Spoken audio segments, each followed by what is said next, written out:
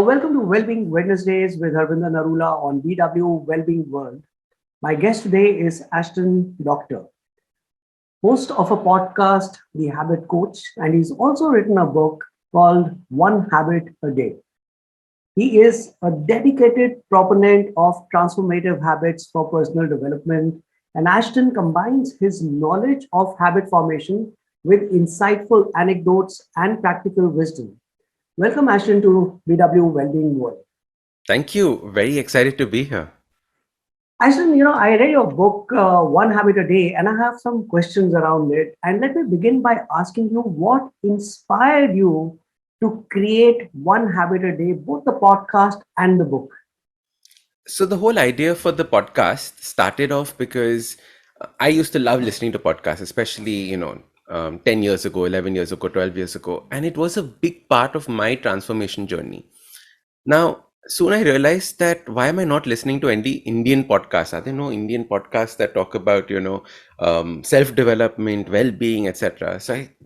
A mission for me was to get on the map with regards to Indian podcasts. And that's how the habit coach started. I said that we first have to get us into the habit of listening to podcasts. So the format of the podcast was only 5 minutes to 7 minutes long. So it was easy to consume. You didn't have to spend 1 hour listening to it. So getting people into the habit of listening to podcasts was the first part of this.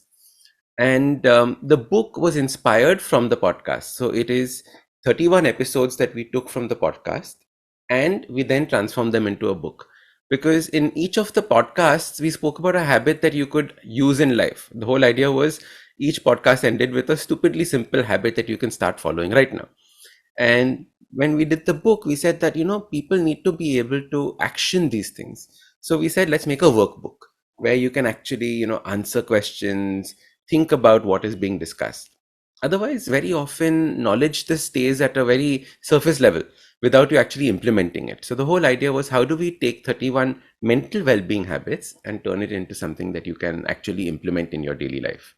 Awesome. And Ashton, obviously you picked up the 31 out of the many habits that you've spoken of, right? And out of these 31, also, there may have been certain habits that you feel are, more impactful than the others. So, which one or two or three habits would you think are the most critical that will be most impactful in helping person transform? So I'll give you three of my favorites. That's okay. So the first one is a habit that I call gardening your mind. The whole idea of gardening your mind is any transformation that happens externally first has to happen internally. It has to start with an idea. And if you can clean up your mind and if you can put in the right seeds for it, you can then start creating the life of your dreams. So how does a gardener go about, you know, creating a garden? The first thing he does is he cleans up all the weeds that are there. So start removing all the negative thoughts that you start seeing. And in the book, obviously, you describe how we do these things. So you start removing these negative thoughts. Then you make the land ready for planting a seed. So you listen to lots of either self-help or people. So you change the way that your brain is functioning.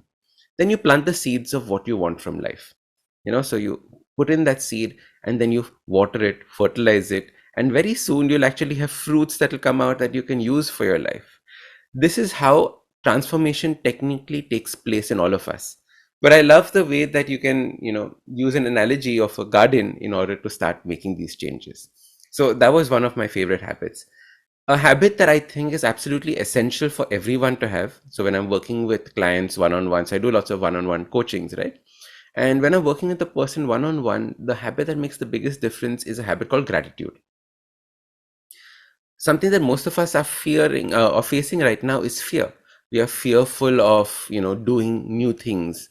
Like there's always a little fear probably of coming on online like this and having a meeting, right? But before every time I do something like this, I spend a moment thinking how grateful I'm of this opportunity. And as soon as I'm grateful for having this opportunity, it is not me versus you. It is now you and I are a team doing something worthwhile together. So the whole idea of gratitude is, again, how do you use gratitude to rewire your life and use it strategically for opportunities that happen in your life? So gratitude is the second one. And I think the third one would be about not judging people. I think right now we live in a world full of judgment. Like you scroll on social media and you're forever seeing people judging this, you're doing right, you're doing wrong, etc., etc. And I keep thinking that, who are we to be passing these judgments on people? As soon as you pass a judgment, you're saying, I know better than you. How can you know better than me? Do you know everything that is happening in my life? Do you know everything that's happening in the world? No. So, as a result, every time you pass judgment, you're creating a separation between you and the world. And every time you create a separation, you feel more alone. So, why are we creating this sense of aloneness in the world? Why don't we get together? So, not judging or getting over judgment, I think, is a very, very important mental well being habit. Ashley, this is so beautiful because when you talk about judging people, I've been evangelizing this concept of personal branding, and I keep telling people that listen, there's someone who does not know you, but because of what they have seen about you on social media, they are judging and finding that to be their reality in their mind. So, that's a very big challenge that everybody's facing today. Uh, Absolutely. Ashton, how do you recommend someone starts working on their habits? What happens is that I want to get into doing something and make it a part of my life and create that habit for myself. But I don't know how to begin, right? So, what do you recommend the people that you work with on how to start working towards forming a new habit? Lovely. So the first thing is that there are two steps to this. The first is many people don't know what they want. Okay. So, they will come and say, oh, I just want to look thinner. So I'm giving you a random example. But what is this look thinner? Why do you want to be looking thinner? Very often we want a change, but we don't know necessarily what it is. So one habit that not it's not a habit, but it's an exercise that I tell people to do is something known as the magic wand exercise. Very simple. Imagine you could have everything because you have a magic wand in your life. Anything can change. You want to be living in Peru, you can be living in Peru. You want to be sipping pina coladas on a beach, you can be doing that. What would your perfect life look like 5 years from now? 5 years from now, what would your perfect life look like if anything was possible? Right? You could be married to whoever you want in life, anything. What would that look like? And that gives people a direction of what they see as valuable or successful or awesome or happy. And then they say, okay, now I can start moving in this direction. Very often we're living other people's lives. How many people have told us that, oh, you should be doing this, you should be doing this, you should be doing this. So we are doing it. But what is it that I want? This is where the first one comes in. We don't know what we really want. The second one is once you figure out what you want, you have to have a very clear intention behind it. Why is this so important for you? Why is this life altering for you? Only if you have a clear why, do the habit. If the why is a little airy fairy and it is just like a good to do thing, don't do it, because there are enough other habits that you can choose in life instead of focusing on something like this. And what's interesting is that this is for habits that you want to create and habits that you want to let go of also. You know, um, People come to me and say, Ashton, I have to give up smoking. Why do you want to give up smoking? Oh, it's bad for me. And I was like, all right, but do you want to give up smoking? No, I really like smoking. It's my wife, my daughter, they keep nagging me. So for them, I have to do this. As soon as you say for them, I have to do this, you don't really want to do it yourself, right? So it's not going to happen. So intention setting is critical. I kind of, completely agree with you. It's so funny that just before we got into this conversation, I just uploaded a video where I'm talking of willpower. And the willpower is not like a switch on or switch off that you have. It is some purpose which gives you the courage to do something, and that leads to an outcome which is a willpower. Correct. And you completely resonate with what you just said. Ashton, in your experience, there would be certain habits which have a cascading effect and could lead to many other things in the positive sense to transform your life. In your observation, which are these one or two habits that have led people to transform and form other habits which are really good for their well-being? So Um, these kinds of habits that once you inculcate cascade into others are known as keystone habits. So just like how you have a keystone that holds an arch together, it's the stone on top of an arch, in Yeah. the same way you have a habit that holds multiple habits together. Mm. And it can be done in two ways. So for example, why is fitness such a big part of personal transformation? If you notice, anytime somebody wants to change, their first change by either going to a gym or start running, etc. Why is this so important? Because it is a keystone habit. Once you start running, you'll automatically say, I'm spending so much time running, might as well let me look at my food as well. If I'm spending so much time in the gym, I might as well think about my recovery and sleep. So one habit creates a cascade of multiple habits in your life. But what's important is that that same habit, the keystone habit, also creates a cascade in the day.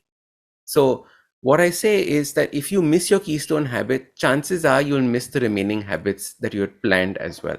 So it is the cascade in a day, and it is the cascade in your life as well. So exercise, for example, is one. Meditation or journaling is another. So when you're journaling, what you're doing is you're cleaning up your mind and the thoughts that you have so that the rest of the day is going to be smooth. The same thing happens with meditation, right? So meditation, journaling are great keystone habits when it comes to the mind. What is meditation, Ashton? Because I've seen different people have different definitions of what meditation is. I'm going little digressing from the main topic, but I really want to understand from you. How does meditation actually help in habit formation? I love it. So the way that I look at meditation is that I look at three aspects of meditation, or you can also think about them as not necessarily levels, but a beginning journey through meditation. When I talk to people, everyone says, Ashton, I can't meditate, right? That's their opening statement. And I was like, okay, fantastic. Let's first break it down, because in our mind, meditation is sitting down and having no thoughts. Now, obviously, a brain is something that was designed to think. It is going to have thoughts. Just like your heart was designed to pump blood, it was designed to pump blood. Now, you can't tell the heart to stop pumping blood and still be alive. In the same way, you can't tell the brain to stop thinking and still be alive. What you have to do is you have to learn to give your brain direction. You have to learn to give your brain an ability to think about something else that is not so mission critical.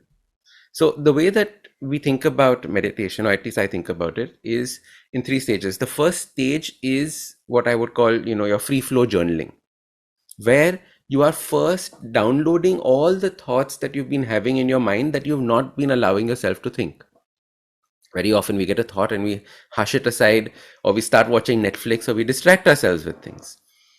If you sit down and for 20 minutes you write down just any thought that randomly comes in your mind, you will be so amazed at all the junk that we've been keeping in, because you'd suddenly remember a bully that was bullying you in school and you'll write down about him. You'll remember an event that happened on stage and you'll write that down.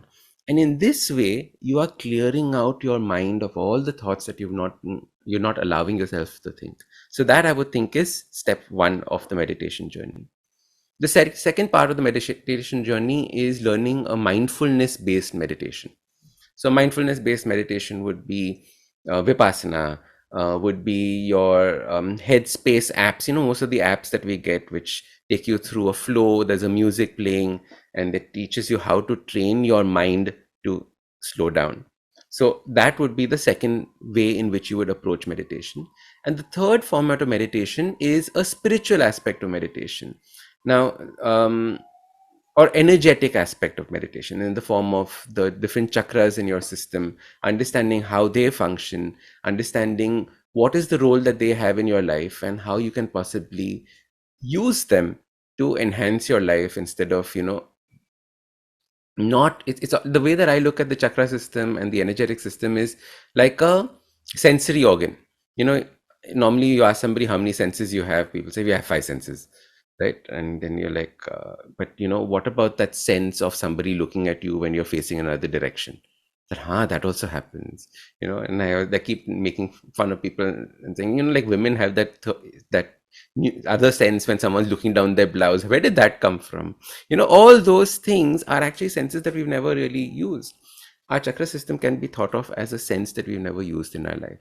So moving towards, from our gross senses to probably a more subtle sense. So this is the way that I would think about meditation. I know it's a long answer for your segue, but No, that's the it's way I look at it. absolutely, absolutely. And actually, we've always heard that choti choti changes kar lo, make small changes in your life. And you also speak about this in your book, saying that small habits, big changes. You know, can you elaborate for our viewers in a way that they understand the impact of these small habits that could lead to a huge transformation in their life? Absolutely. Um, I'll share this the way that I tell children when they are when I go to the schools to talk to them. So I was like, do you guys know what Lego is? And they're like, yeah, we know what Lego is. We love playing with Lego. And they all scream and shout. And I was like, okay, your habits and your life are like Lego. If you want to build a tall building, what do you have to do? You have to put little Lego pieces at the same place every single time in order to reach that tall building. And then they'll say, yeah, I've built a building that is as tall as me. And I was like, now imagine if you'd only put one little block at the bottom. What would have happened? No, the building would not stand. So the way to think about habits is tiny, tiny things that add up to something great, but only if there is consistency. You can't do a tiny thing once and expect something great to happen, right? You have to do a tiny thing almost every day. And there's a reason why I say almost every day, because I'm not a person who says habits need to be done every single day. You can miss a day as long as you never miss 2 days in a row. So there are rules of habit change. But the idea is consistency slowly adds up. What happens with consistency is not that the habit, creates a dramatic change. What has happened is that the habit has made you stronger for that habit. And as a result, you increase the level of that habit. So for example, if you want to start reading a book, you start with 1 page a day, right? Soon you'll realize that 1 page a day is simple. Let me now start doing 2 pages a day. 2 pages a day, then 3 pages, then 4 pages. What has happened is that that small habit has grown along with you. So while you are growing, that habit still feels it's small because you're like, it's only 5 pages. I can do it easily. It's not one book a day, right? So that's the way to start thinking about it. Instead of being in a hurry of saying, it takes 21 days to form a habit, I will form it for 21 days. I keep telling there's no proof of this 21-day rule. What you have to do is realize that the habit changes as you change and grow. So what you have to do is this habits for life. So continue growing with this habit and you'll see a dramatic change taking place. Actually, when we talk about habits, the first thing that comes to my mind is that it is something which is a part of my life. I don't have to, it's a part of my subconscious. But to make something a part of my subconscious, I have to make some conscious, mindful efforts, right? When we embark on a journey of consciousness to try and do something which is not something I'm used to, I will have breakdowns. I will encounter problems. I will encounter speed bumps. What is your advice to people that you work with in terms of how to overcome these speed bumps so that you don't quit? Lovely. Um, so the first thing is be compassionate with the way that you're forming a habit. So I'm not somebody who hardlines, like I mentioned. I don't say you have to do a habit every day. So it is not a 21-day challenge where for 21 days you're supposed to do this thing with full grit and determination. No, you can miss a day in between. Like I say, the golden rule, the third golden rule of habit change. This is the rules that I speak about in my first book called Change Your Habits, Change Your Life. The third golden rule says never miss 2 days in a row. So you start the habit on Monday, you do it. Tuesday, you do it. Now, Wednesday, life gets in the way. You fall sick, maybe, or your child falls sick, or you have to go for a wedding and you can't do this. No problem. Ashdin's not going to shout at you. But if you miss 2 days in a row, if you miss Thursday as well, then Ashdin's going to shout at you. Why? Because what's happening is that now you've made missing the new habit. You made 2 days in a row. As a result, now missing it is going to start becoming the habit instead of the habit that you wanted to create. So whatever you can do, the smallest aspect of that habit, do it on the next day so that you can maintain it. That is the way to continue with consistency. However, what happens if you completely fall off the wagon? Say you go on a holiday or a vacation and you don't do the habit at all for 7 8 days, and you come back and you realize now it's very hard to get it back. This is what happens very often. It's vacation season starting. What I tell people is that understand that starting a habit, falling off, I call it falling off the wagon. Falling off the wagon is a part of it. Take it for granted that you will fail at this habit. Now, what you have to do is learn to get up every time. And soon you will realize that I don't need to get up anymore. It automatically takes place. That is when it reaches your subconscious state. But not all habits are subconscious. You can't go to the gym subconsciously. Right? You have to very consciously go to the gym. You can't do a dumbbell deadlift subconsciously, it'll fall on your head. So being conscious is also an important part of habits. The subconscious part are only for habits like driving to work, tying your shoelaces, but most of the other habits we do quite consciously. And actually, how important, because, when you've written a book, you do a podcast, but you also work one on one with people. How important is the accountability partner? Because a coach actually turns out to be an accountability partner, holding them to what they're committed to do. Mm. How important is the role of an accountability partner for someone to turn and transform themselves, creating habits, one habit a day? I love it. So in my first book, Change Your Habits, Change Your Life, there's a whole chapter on accountability partners. And I give the example of a story that my grandmother used to tell me.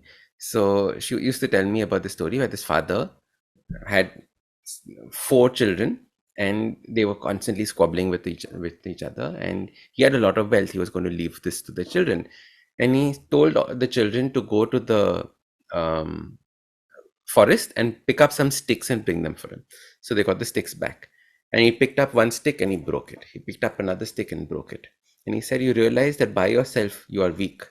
Then he picked up 4 sticks together and he could break it. And he said, but together you are strong. If you keep this mindset, you can create a team to help you on a habit. And the idea is to create a team. Now, there are two kinds of accountability partners. There are accountability partners that just call in and say, did you do it today? And you'd be like yes or no, and depending on that they'll give you a sabashi or a thappad, right? So that is one way of thinking about an accountability partner.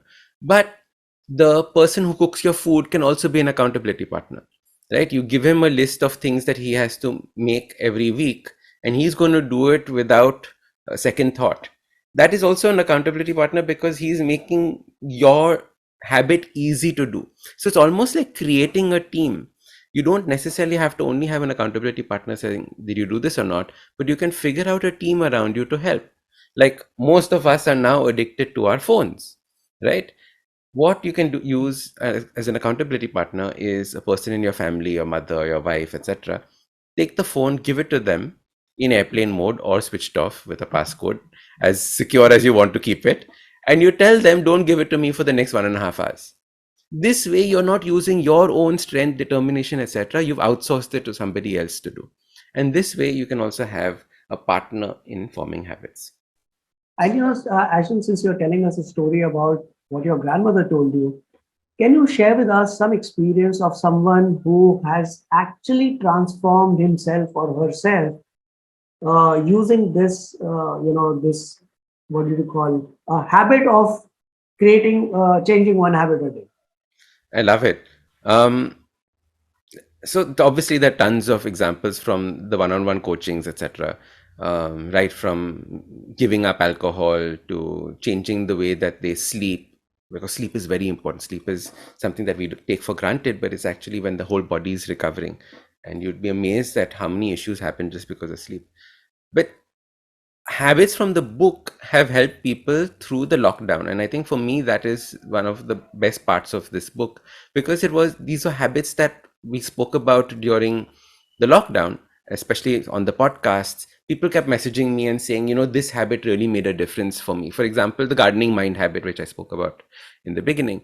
They were saying that at that point of time when COVID was happening, etc., there was just so much negativity in the air that I could not get down to doing anything, because I was just in my mind, only those negative thoughts kept coming up. There was no positive transformation that could happen.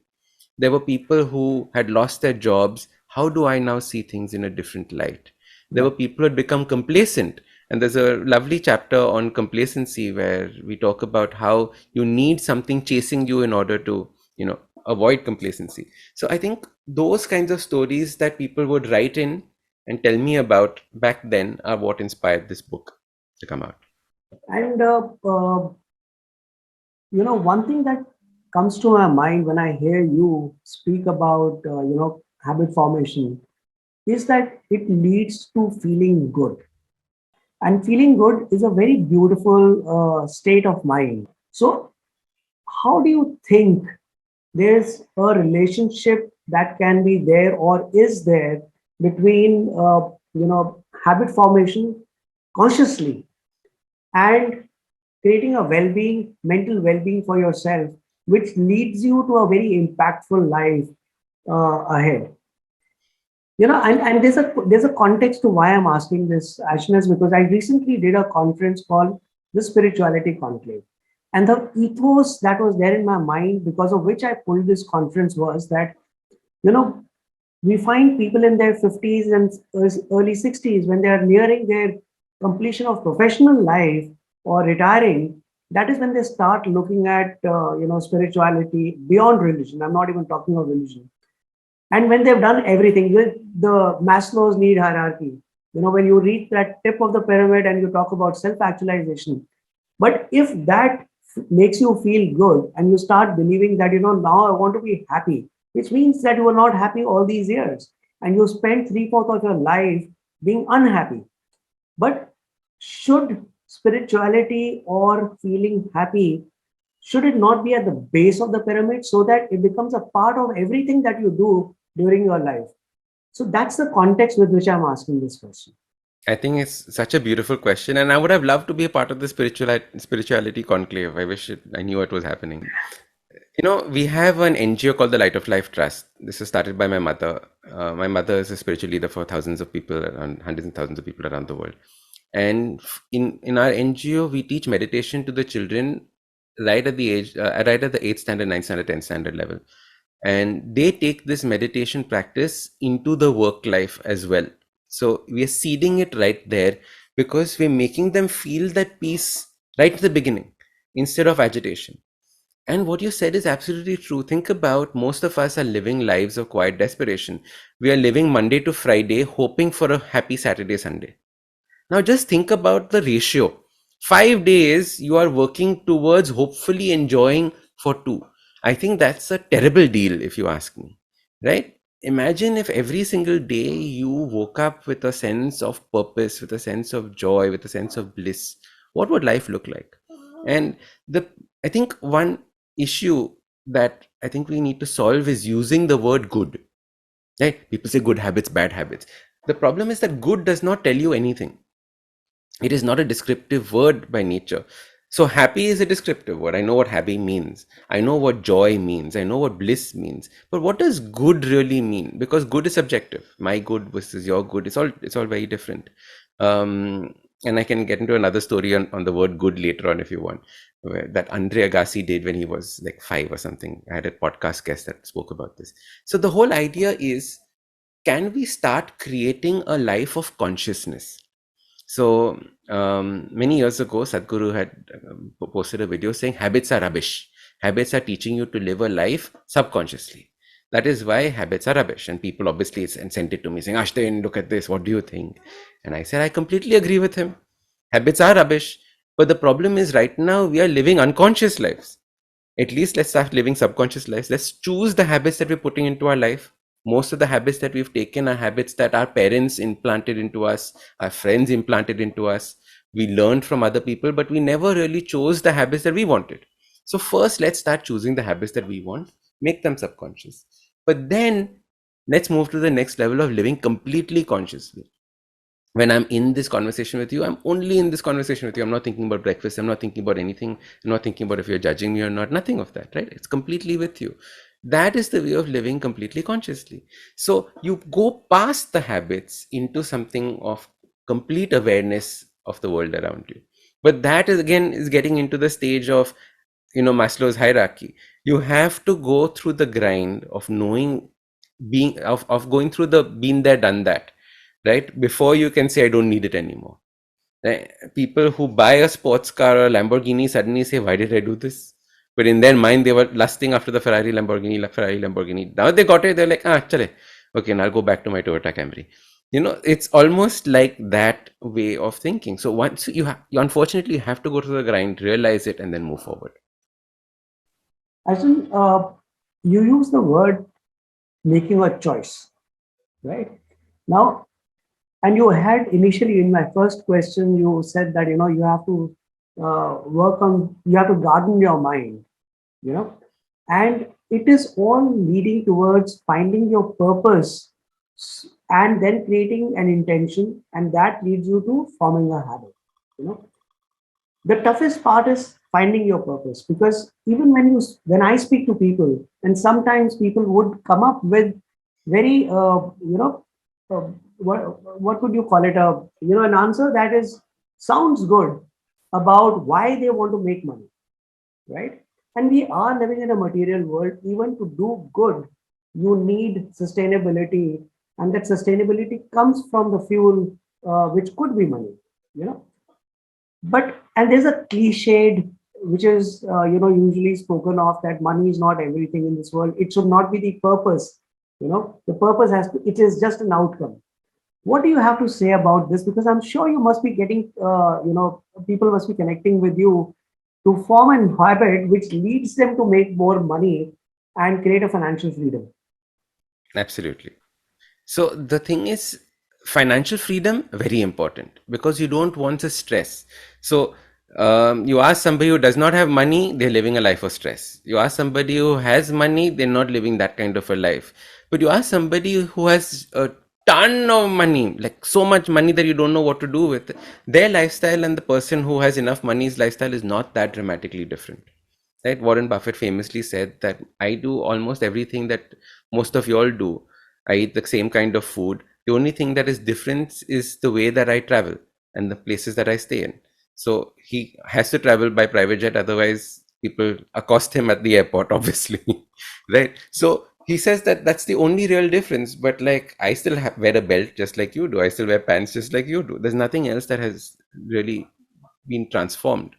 So the idea with money is, at a base level, it makes your life easy. Fantastic. Now that your life is easy, you can focus on other aspects of your life. So you have to get to that base, like you said, financial freedom, not necessarily like a crap ton of money. But people who say, I want to make a lot of money, I want to be the next billionaire, the question I ask them is, okay, what is it that you would do as a billionaire that you can't do right now?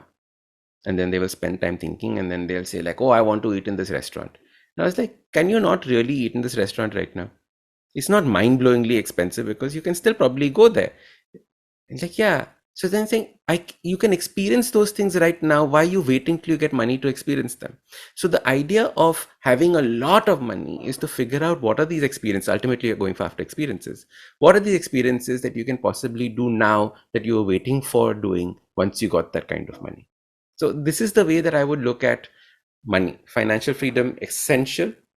Lots of money is only for the experiences. Can you do the experience right now? And actually, is there any habit that you had not thought of until you started writing this book, and it just appeared that this is also a habit that one must work on? Mm, Not this book, unfortunately, because this book was a collection of habits from the podcast. And we had, I think, close to 45 episodes that we had taken out, and then we had to whittle them down to 31. So for us, the choice was the problem was difficult, was the exact opposite, because we had to whittle down and remove some habits that did not necessarily make the cut in this one. So I think that was the difference between this book and actually writing a book and having aha moments and epiphanies in the middle of it.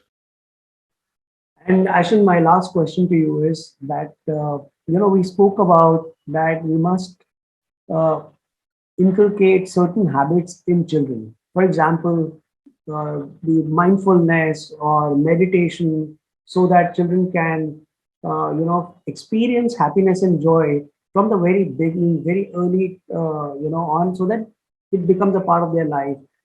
But It is also a very difficult age to explain the tools that will help them form the habit, or at least some things like meditation, etc. What do you think can be done so that children get interested in creating that consciousness, mindfulness, so that they can remain happy for the rest of their life? I love it. So my second book is a book for children that had come out, which is for ages between 6 and 9, and we speak about 8 habits in that book. We talk about, it's called the Book of Good Habits for Kids, um, and we talk about 8 habits like gratitude, solitude, so having alone time. This is difficult for children because they keep saying mummy, mummy, mummy, mummy, mummy, or they are spending time on the TV, but they're not spending time by themselves, which is when the creativity comes in.